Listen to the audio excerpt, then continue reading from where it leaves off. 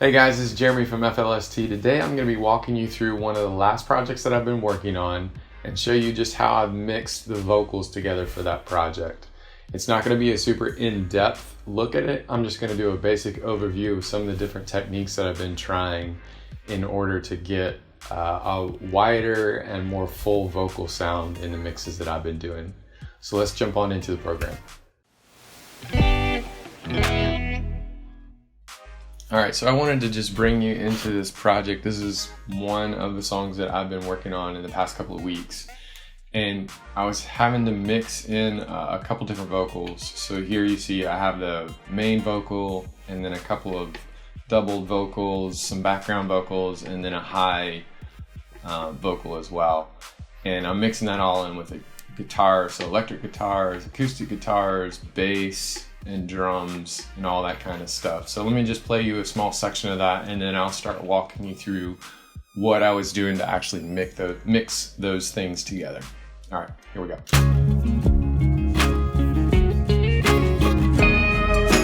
Did she get this way? Can she ever escape? So you get the idea. There's a bunch happening with the instrumentation, and then all of this is, there's a bunch of vocals that are happening behind that as well. So I'm gonna bring up the mixer window, F9, and I'm gonna go over here. I try to color code everything on my projects. It just makes it easier for me to track what's happening. And I'll typically do this a pretty similar way each time. So I'll have my main vocal, and that's usually a little bit different color, and I try to put it in a different track. And then I'll have maybe some just regular layers where I'm singing the same kind of a thing as I'm doing in the main vocal, but I just want to put those in distinct layers. And then I'll have a background vocal, which is the BGV, and I have that highs, mids, and lows. And usually what I'll end up doing is grouping all of these background vocals into a bus. So if you look at the routing down here, this will come over here, this will come over here, here, and you'll see that like this one, it's going straight to the main track or the main bus over here. But for the rest of these, they're not going over there, they're going here, and then that is going over to the main bus. And you can set up your routing by clicking on these buttons down here, and I can show you that in a different video. All right, so let's take a look at what's going on here. So the main vocal is up here, and then I have the layers of the vocals that are singing the same things. These are what I'm called the doubles for this.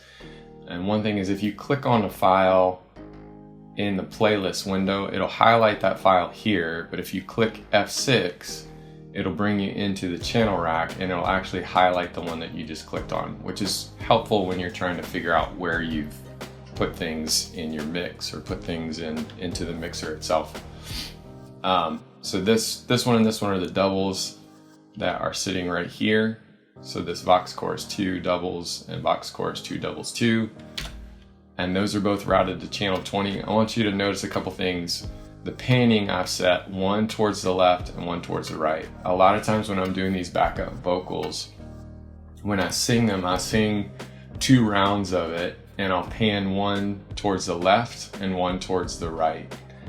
And then I did the same thing here with the lows. If we click back over here, this is the low, first low and the second low. And I have these further panned left and right, but then those are routed into the mixer here. So when they play, let me just isolate these real quick. So you'll look at the channel for these doubles,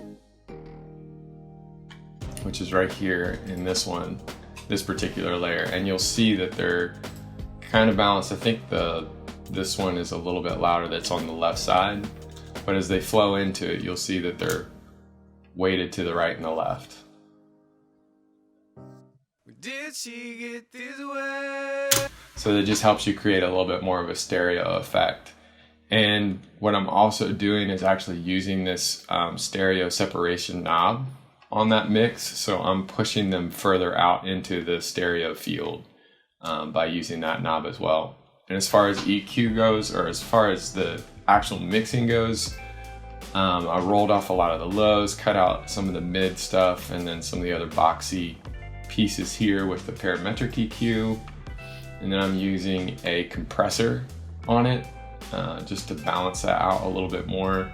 And then also using a limiter on it to chop off some of the heavier stuff as well.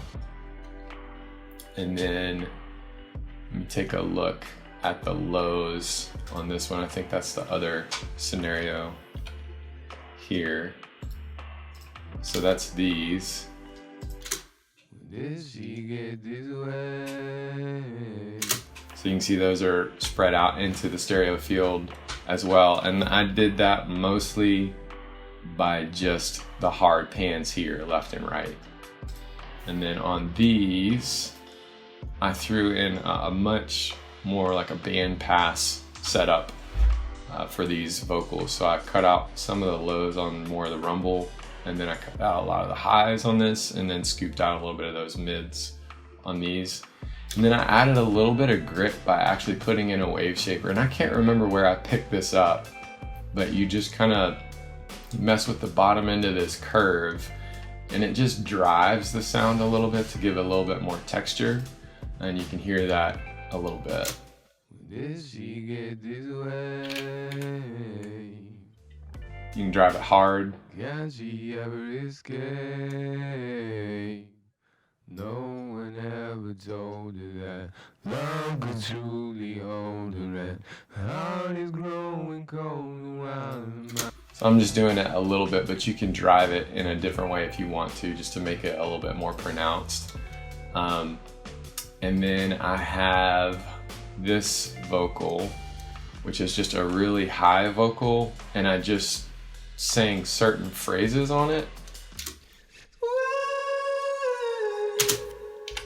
And then I passed that through a whole bunch of different things. So I have this stereo effect on this effector module.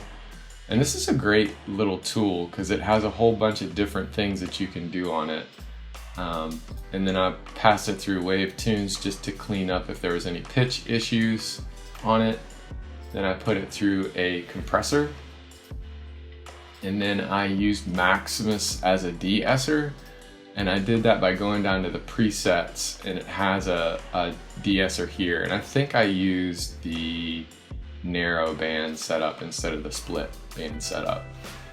And then I did another compressor. It's a model of the LA2A, and pushed that pretty hard. And then I just put the voice in a room by putting on a reverb onto this and set it to mix, and then pushed it mostly, like putting some of the wet in there but some of the dry. And it gives kind of a very stereo, this whole setup gives it a stereo kind of warbly effect. And then for the bus itself, so the lows that are coming in are going into the bus. I don't think the doubles are going into the bus, but what I did on the actual bus was EQ'd those as a group. So scooped out some of the mids, rolled off the lows, pushed the highs up just a touch.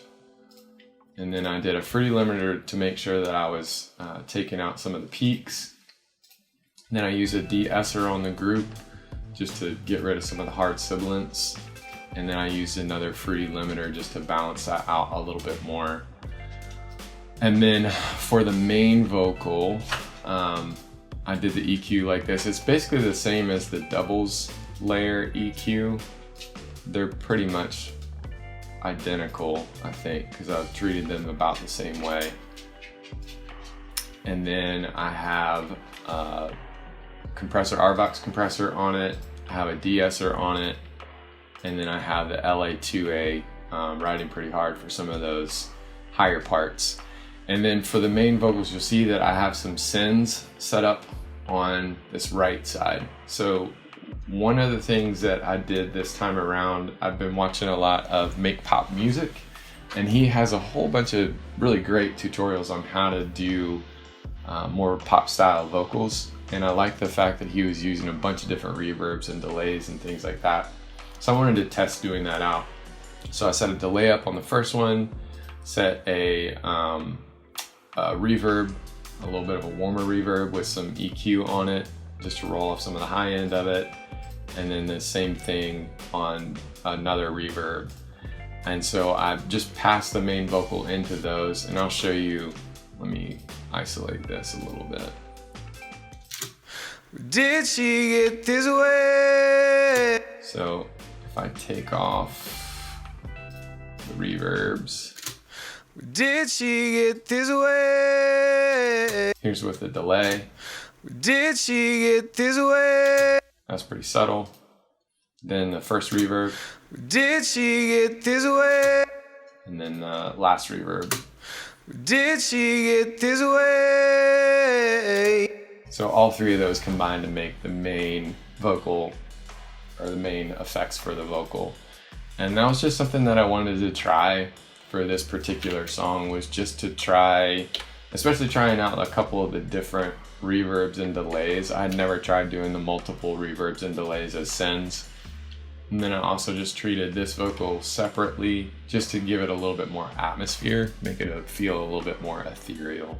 Well guys, I hope that was helpful for you just to see my basic thought process around how I'm mixing vocals right now. Again, this was just a high-level overview of the different kinds of plugins that I'm using and the way that I'm routing things in the mixer. If you want me to go into any more detail on any one specific thing, just leave that in the comments below, and I'd love to start a conversation about that. Well, I hope that was helpful for you guys, and I will see you in the next round.